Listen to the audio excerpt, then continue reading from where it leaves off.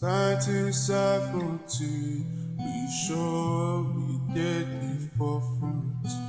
Knowledge for selfish, for sure we did the work. Auditorium to basement of all faculty of law. We did represent, stand tall anywhere we go. Work hard and we shine, commitment, dedication. Neurosurgery, comedy, music, Nollywood. SOTK, Dr. Call, MC Casino. We did represent, stand tall anywhere we go. Great Uniben, great Uniben, great Uniben. Hello, viewers. Welcome to another episode of the Uniben Alumni Series. As you all know, this is a show where we distinguish alumni of the great University of Benin, men and women that have gone through the institution and that are making waves globally.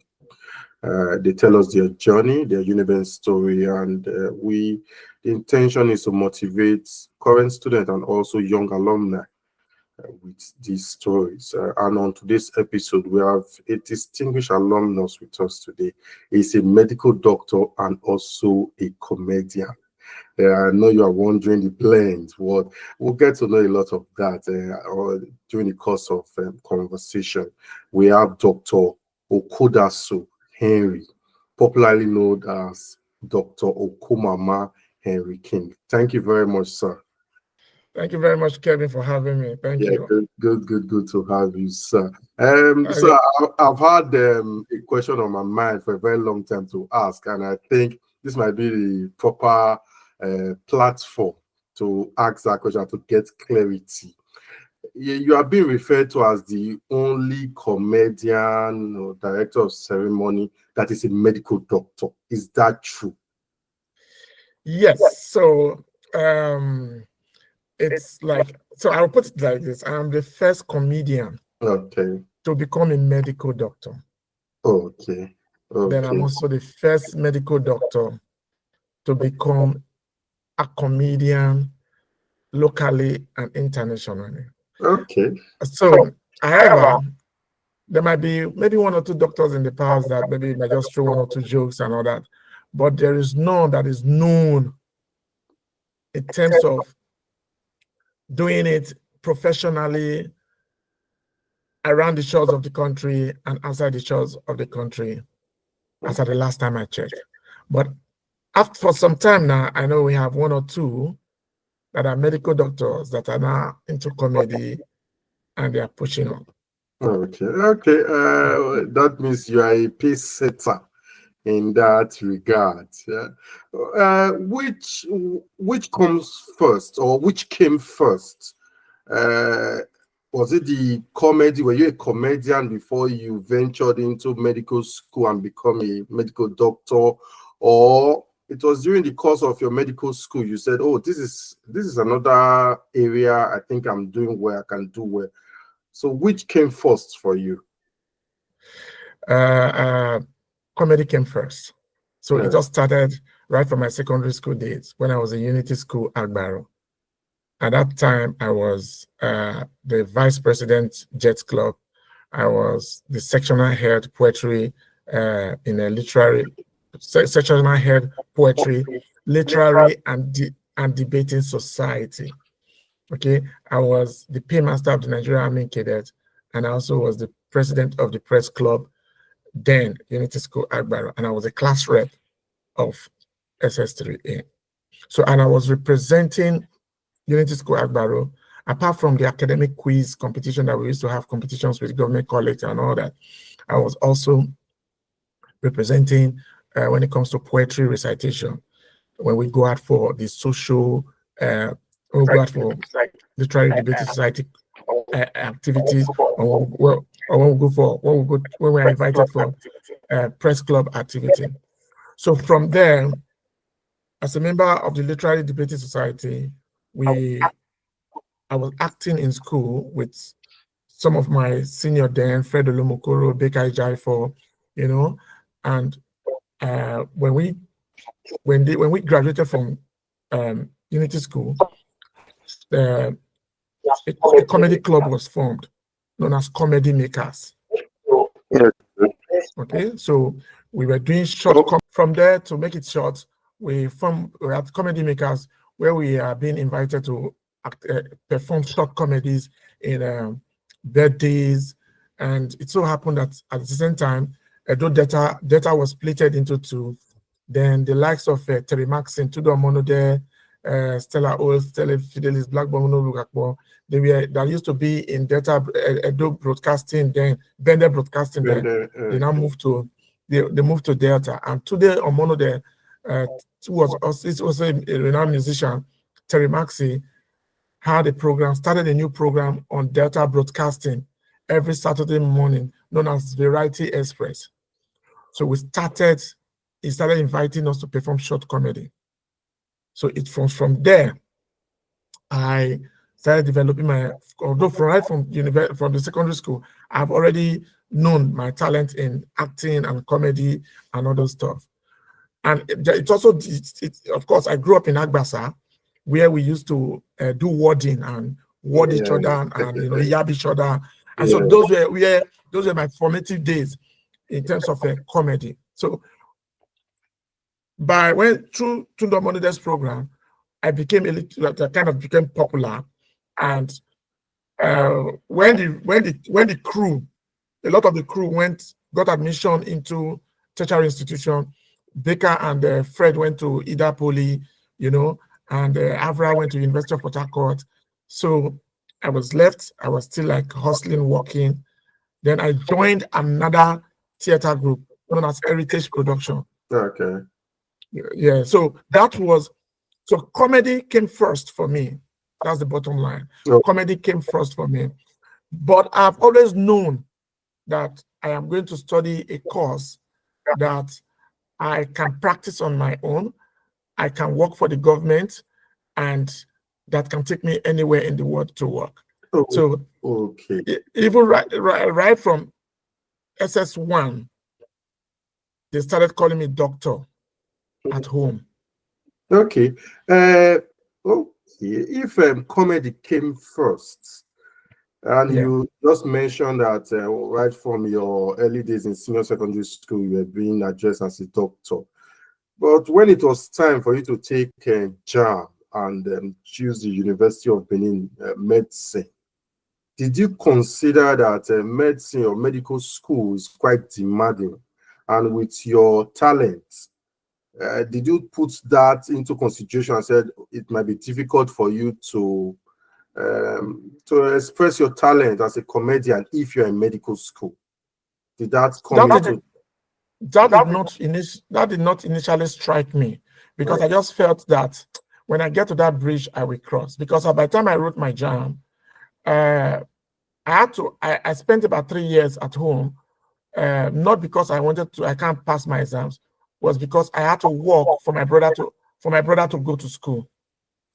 Okay. So I was working and supporting my brother, giving my brother money to go to school, until when he got to final year. That was when I wrote my JAM, and that same year I passed my JAM. Cutoff was 246 then to enter medicine. I think I got 246 or 247 thereabout, and I entered medicine without knowing anybody.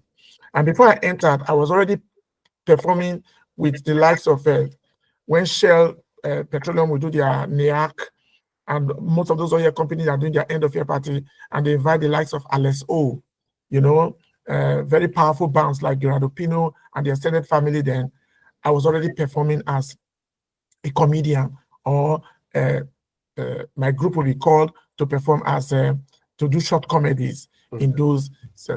But when I got admission, I just told myself that let me put comedy and entertainment aside. So my first 1 year on campus, I didn't really do anything until I said I'm going to live a triangle life: school, church, class, school, class, room, church, Triangle Life. And that was what I did. At the end of the day, I had a carryover in zoology. I think zoology and chemistry. And once you do that, you cannot move. So when I got that result, I just told myself, saying, no. I am just limiting myself. I said, no. After putting everything I have, putting your comedy put comedy aside, and now see I've carried over in zoology. No.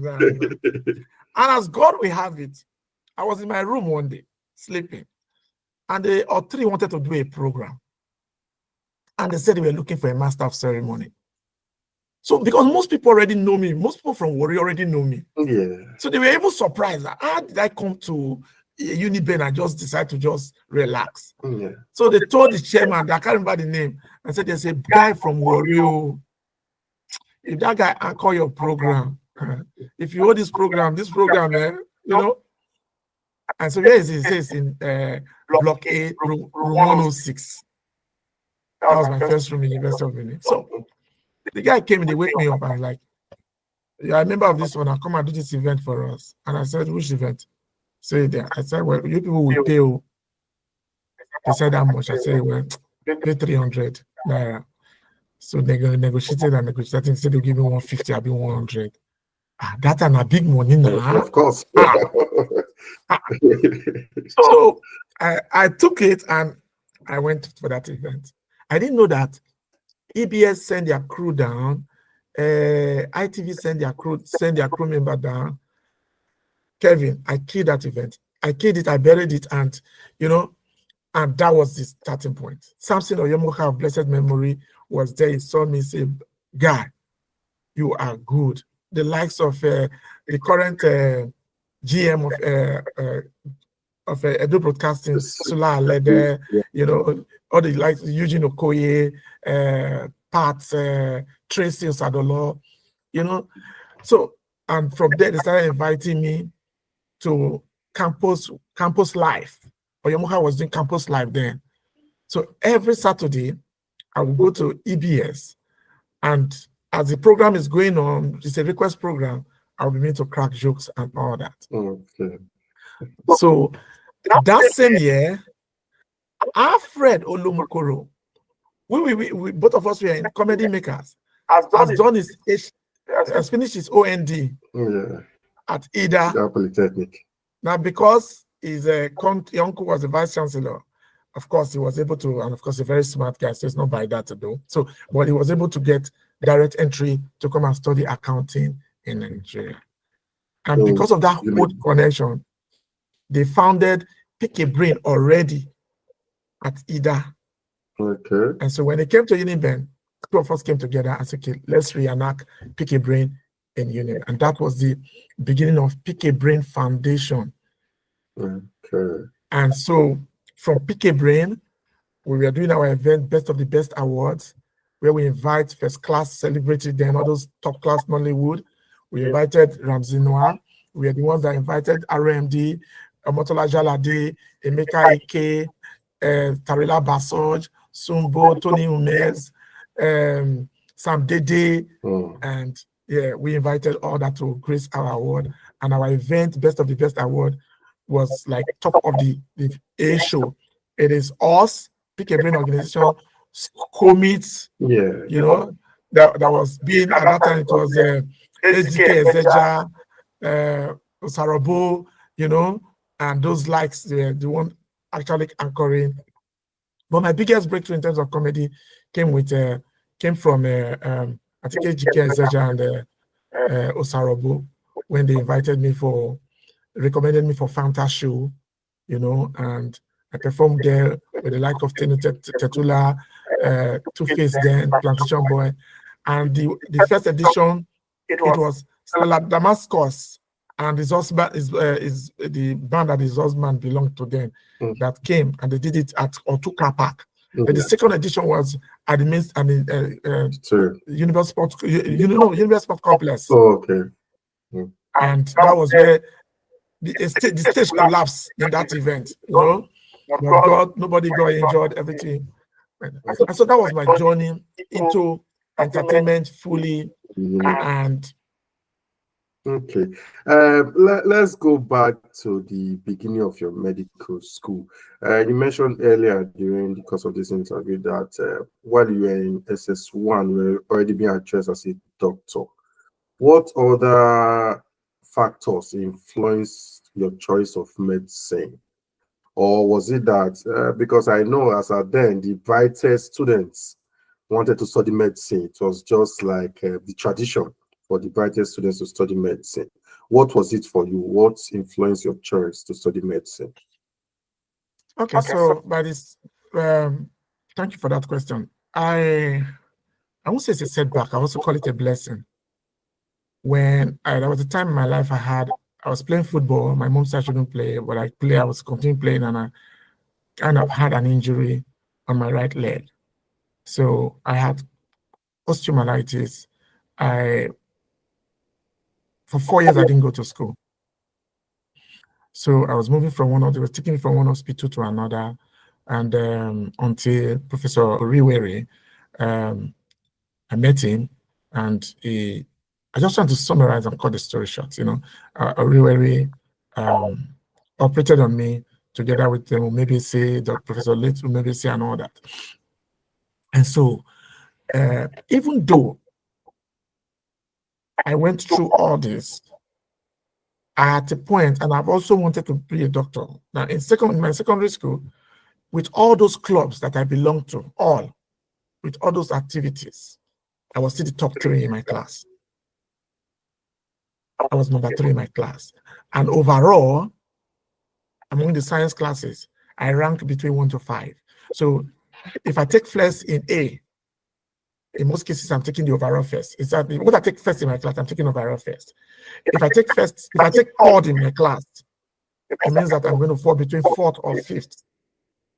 Those were my position in class. So academically, I was still doing very well. With all these activities, Friday, Saturday, we were always going out for those social parties and all those ones, but we are going for leads, all those parties, but those parties then, they were parties that is rooted in academics and in talent development. So you have different schools, like take for example, Unity School Press Club wants to do their press day. They will invite Edo College, invite ICC, invite Marymount College Agbo, invite St. Tita's Sapler, Shoot This Girls Grammar School, and so they come. Now, when all these schools come, the numbers of students they come with maybe 5 or 6 or 7. They already told them, you must bring somebody to represent your school in poetry, you must bring somebody to the dancing competition, and in all that, at the end of the day, we pick winners, we have judges. So it was like a kind of talent development. And before we start all those talent things, there is an academic quiz on mathematics, English, biology, and we do that for like 20 minutes first before we go into other activities. So with all these activities, I was still taking my first, second, or third, or overall 1 to 5th. So I knew already that I am going to be a doctor, and coupled with the fact that by the time I finally recover, after 4 years of my being healed of chronic osteomyelitis, I said, now that further reinforced that I needed to give back to medicine. Okay. I was admitted in Ward B2. The current, the thing, I think Metronal Sikidi and the husband were part of people I still remember their name that took care of me then. And I was so glad again when I got admission into the university. I was supposed to go to University of Jos, but last minute I changed my mind and I put University of Benin, and I'm so glad I did that. So when I came back to University of Benin and started my clinicals, the first set of people I went to look for were Professor Mebese and Dr. Motoshaw was not there. I think was not there again. And Matron Sikidi and some of the matrons I could remember their face. Yeah. And that was okay. You mentioned a lot of activities that that you engaged in during your time as a student of Uniben. What do you think? What activity do you miss most by your time as a student that you can look back and say, "Oh, that was a great time I had at Uniben"? as PRO of Student Union, University of Benin. Okay. My weekly public, of course, my brainchild, Uniben Parrot was my brainchild. I was the one that published the first Uniben Parrot was done by me. And Uniben Parrot was supposed to be a newspaper. It was a newspaper. And we have a magazine, Uniben Star magazine. And I took time then to drop a lot of copies in the library so that for generations to come to go back, and if you look for it, if the library still kept those records, they still will be there. You know, that period as PR of Student Union, that was when I came to that conclusion that it will be difficult. It's not impossible, but it's going to be difficult for Nigeria to make good progress. Why do you say so? Yeah, I said so because as at that time, we were supposed to be the supposed future leaders. When I saw what supposed future leaders were doing then, they've not entered the future. Supposed future leaders, when I saw what they were doing then I knew that there's not going to be a very good future. And today, I want somebody to come and prove me wrong because nothing has really, really changed. As a matter of fact, things have gone very, very, very bad. Because I saw students, as PRO, I saw students mortgage students unnecessarily. I saw students mortgaging other students for peanuts. Yeah, and these are student leaders you are referring to. Like, both student leaders, both the followers, both everything. And because of my leadership style, I stood out. Because my understanding about student unionism as a student leader, you are not for the school authority, you are not for the students. You are a go-between. If you understand that mindset, then you will not have problem with either the authorities or with the students. And that was my style of leadership. So I could be able to speak truth to the authority to say, sir, Mr. Vice Chancellor, sir, you will say the university does not have money. You said the university does not have money. Or the federal government have not sent money for the university. But, sir, I know that the money has been released. So apparently, your bossa has not updated you. So I could tell the Vice Chancellor some things. And I could go back to the student and say, no, the university does not really have it. A very clear example was when ASU went on strike and federal government said, no work, no pay. But some other university, the University of UI and some other university, I don't know where they got money from somewhere, and we are paying ASU. So ASU Uniben was saying that if other ASUs are being paid, why can't University of Benin say university not pay us? Why? The federal government did not release that money.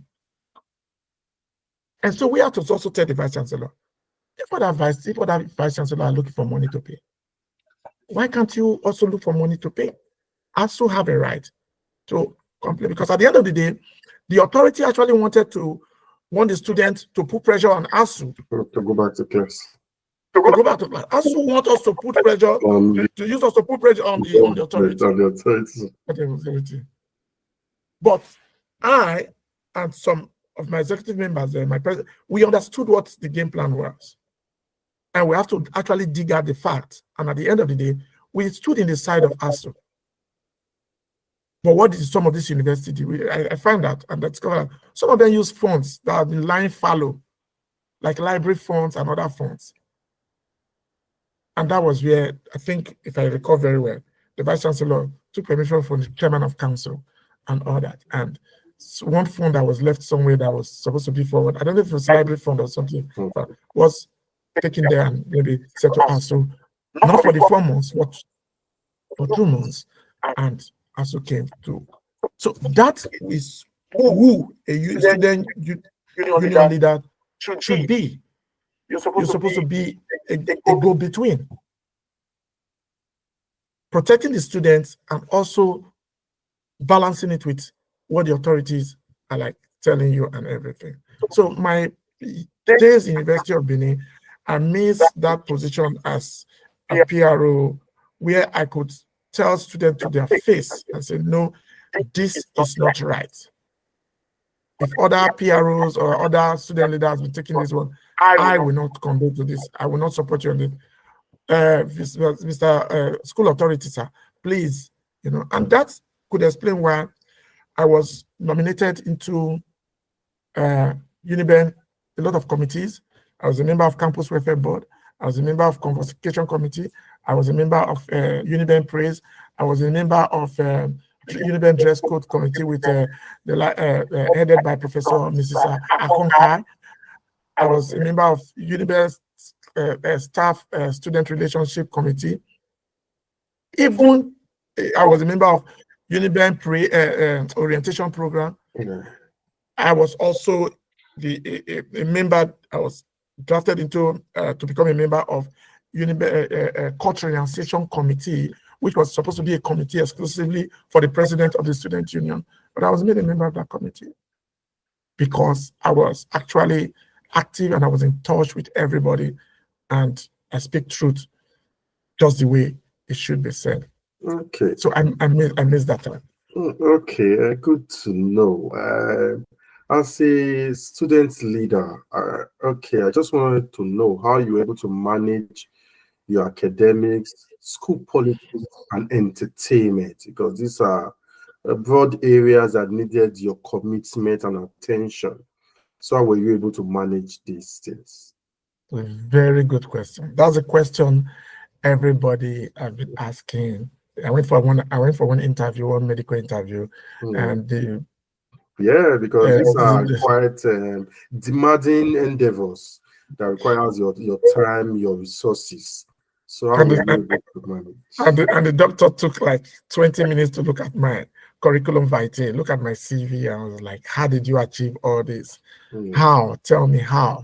So you can't give what you don't have. It all began from my formative days. Time management. In summary, time management. So I told you, that's why I went back a little into my secondary school days to tell you how I was the head of all these clubs and association, yet I still was able to perform very well academically.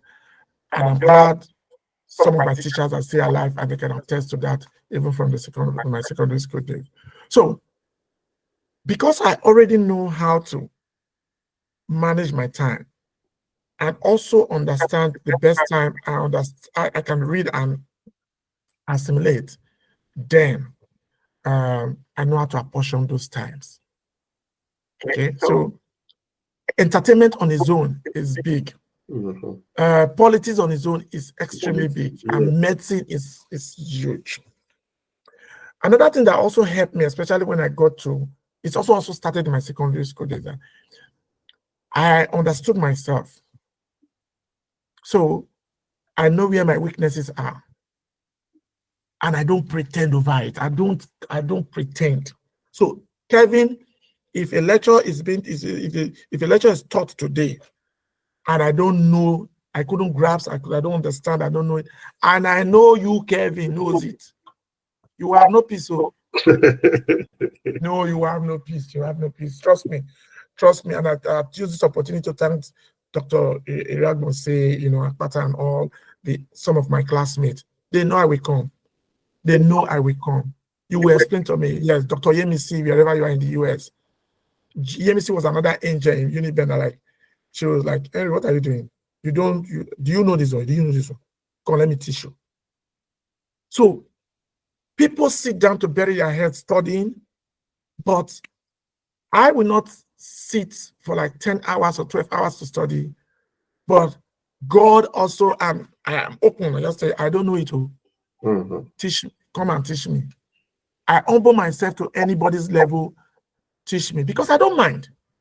If after teaching me, you now go about telling people that I was one that taught Henry to pass, or I have been teaching Henry, that's your business.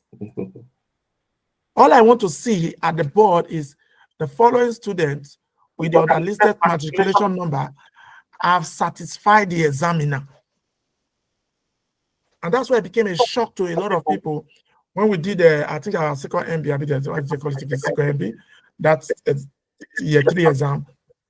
I had 2 over 3. I passed anatomy, I passed biochemistry.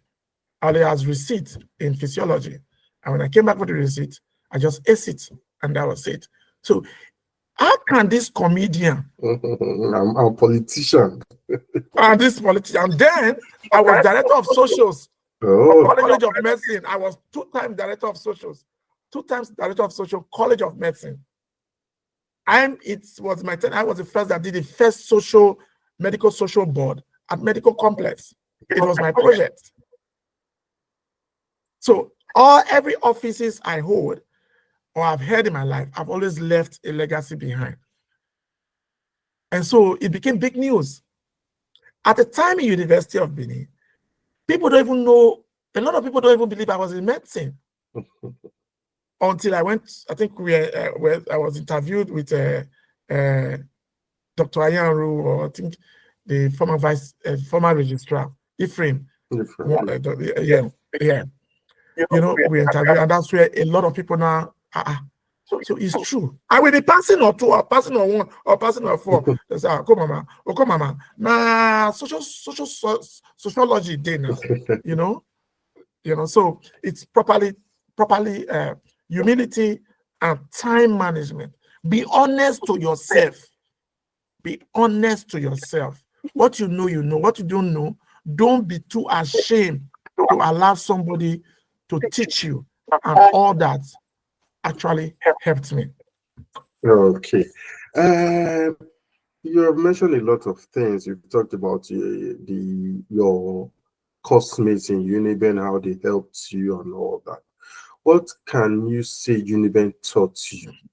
What are those things that are still very handful, that are still very useful to you today?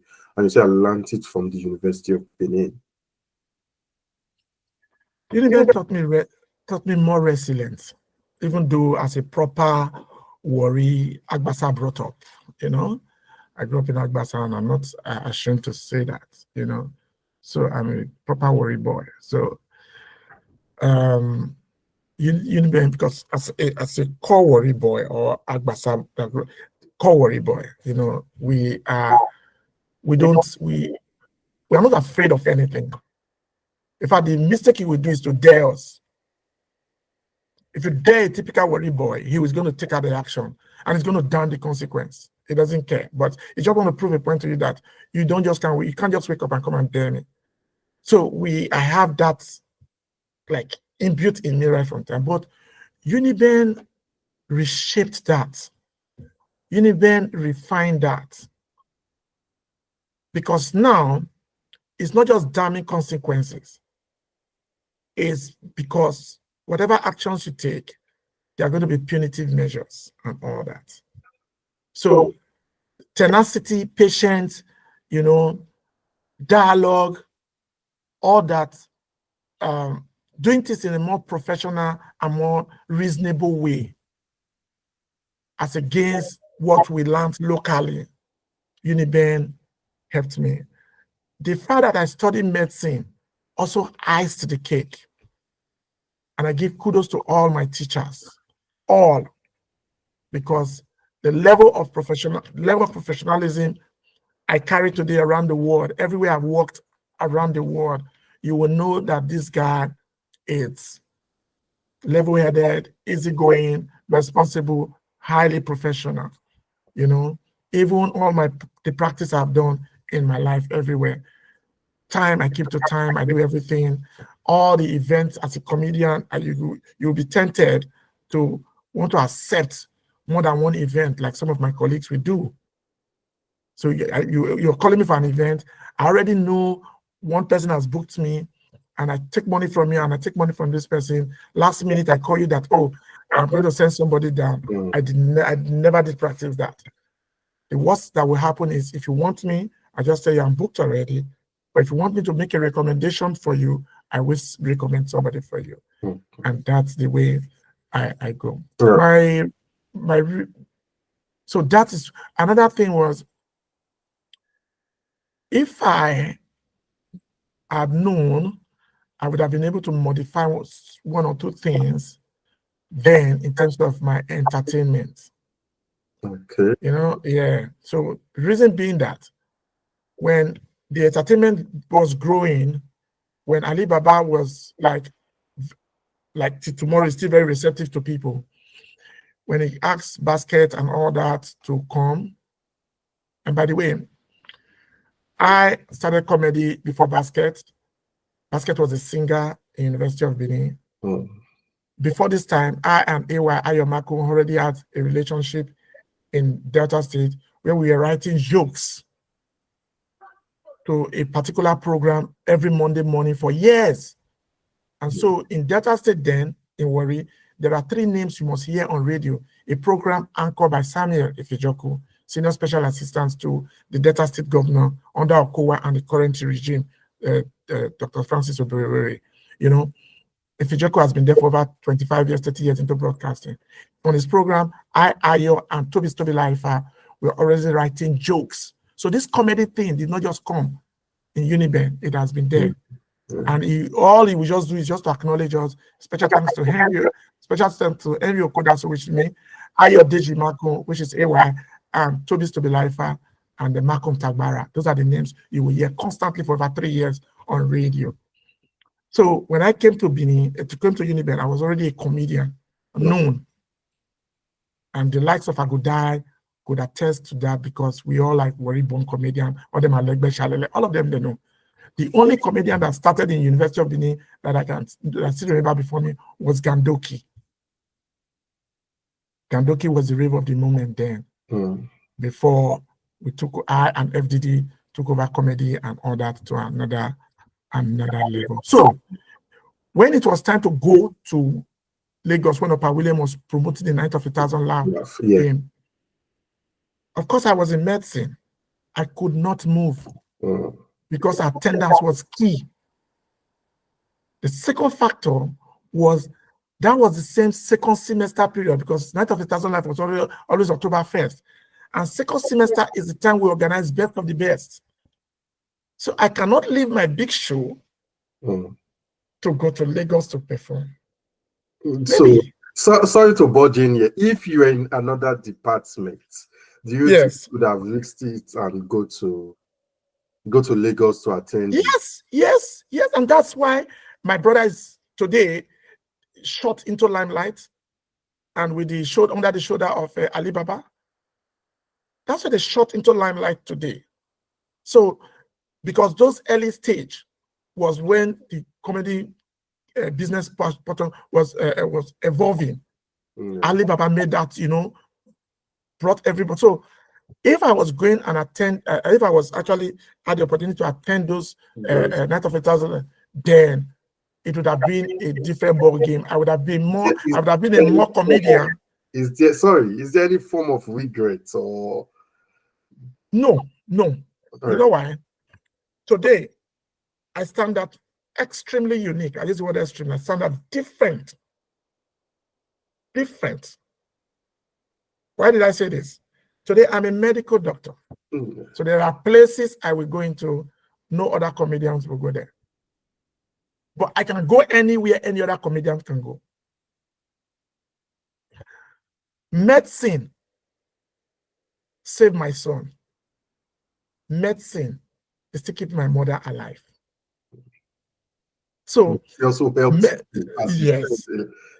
Yes. So Dr. Okomama is blessed because his time is doing entertainment and comedy gave me social capital. When I came into residency, the former chief medical director, God bless his soul, distinguished Professor Ibadan, he was the one that like, Okomama, come and do medical officer work. Then I was in Delta State working. I said, Daddy, if you attempt to come and do medical officer work in UBTH, you are teaching me, you are giving me fish. He said, so what do you want? I said, I want to do residency. He said, go and pass the residency, go and pass your primary and come. If you pass your primary, you will come. I am prof, we don't speak all this English. Everybody knows he's a distinguished teacher at standing, but it's most of my teachers because of that entertainment stuff. Yeah. You understand? I relate with them like father and son relationship, mother and son. Professor Mrs. Uniben, Professor Mrs. Goroji, I can go on. All of them, they like took me like a son. And that was because what entertainment brought me into. And it was a big risk. It was a big risk because then, before my time, people dare not do entertainment and be in medicine. Because they will be perceived and taken as unserious people. Yes, yes. I was coming to that because I wanted to ask, has any of your patients doubted your competence as a medical doctor? Because maybe he or she has seen you perform somewhere before as a comedian. Has that ever come to play and said, this doctor, this one will fit treat me so? Have they doubted your competence? Never. Never. So rather, patients look out for me because they know when I come, I'm going to make the atmosphere more relaxed. Okay. So I'm not going to come with that very serious doctor face and begin to speak English for you and begin to make you look. Dr. Henry Okodaso, we come as Dr. Henry Okodaso with a touch of with a touch of Okomama. So, and you could this is verifiable. Go to Central Hospital Agbo. I worked there for about 4 years. Go to Mount Oreb Hospital, First Dialysis Center in Delta State, owned by Dr. Ralph Oyemekenya. Go there to ask. I manage the First Dialysis Center at Agbo on a private scale. Okay, go to Central Hospital Saple and ask about Dr. Henry Okodaso. It's all my patients. I don't think I have any issue whatsoever. When it comes to my patient doubting me that he can't really treat me. I'm not too sure what is given to me now. Just as the way I'm very honest when it comes to learning. It's the same thing. I'm also honest when it comes to practice. If I can't remember something, I don't go ahead. I just tell the patient, just hold on. Let me just confirm this. It's better for you. I'll just tell you straight because I have nothing to lose. I have more to lose if I pretend to know that I know and I give you something wrong, then I have MDCN to face. And at that point, it's going to be a bigger disgrace. Yeah. So let me be honest with you and tell you that. Just hold on. Let me verify this. This one is sure, but this one, let me just verify. And I pick up my phone. If I have to call a senior colleague, I call a senior colleague. If I have to call a consultant, I call a consultant. And I'm provided I make sure that whatever my prescription or my diagnosis is rightly on point. Okay. You know. Lastly, we're about to wind up. The name Okomama. Obviously, it's from Oko, your surname. But the mama, how did it come about? How did you adopt that name Okomama? Okay, so at a point in time back, most comedian is like Baba. So you see, everybody wanted to take that Ali Baba name. Okay. So it's Ali Baba. So every comedian that was coming up then is like Alegbe Baba, Is Baba. Everybody was doing Baba. So I sat down. I said, no. I lost my father when I was very young. My mother stood to raise me and support me all through. I said, so can I do something about Mama? Okay. So I looked at the name, Henry Mama, Oko Mama. That's when I said Oko Mama. The Urobo translation, the Urobo meaning of a friend to a mother. Okay. A friend to a mother just came up. So Okori Mama. Okori Mama, a friend to a mother. So she's my mother and she's my friend and I'm my friend. Okori Mama. That's where the Oko Mama came from. So that became Oko Mama for short, but it's Okori Mama. So Baba is not there. Even though I know Yoruba have a different meaning to it. Oko means different, but literally Okorimama means a friend to a mother, you know. Okay, thank you very much. I think we can anchor on that. Thank you very much for it's a wonderful and interesting conversation I've had with you. Thank you for creating time to be part of it. Yeah, thank you very much. I want to use this opportunity to send a message to our great Uniben students out there, those that are there now. Please go through the university and let the university go through you. If you allow University of Benin to go through you and you go through university, you will stand out anywhere in the world. All over the world, we have Uniben alumni all succeeding very well. Stay away from courtesan. Stay away from Yahoo. Stay away from ritual. Those are temporary successes. They will not lead you anywhere. All right? Take examples from us that went through. God's meal is slow, but it grinds surely. Thank you very much. Thank you very much for those words of advice for our students. I've been speaking with Dr. Okodaso Henry, popularly called Dr. Okomama Henry K. He's a comedian and a medical doctor. He was a student politician when he was in school, former public relations officer of the Student Union Government of the University of Benin.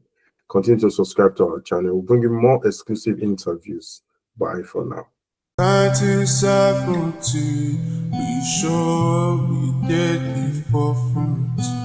Knowledge for selfish, for sure we did the work. Auditorium to basement of all faculty of law.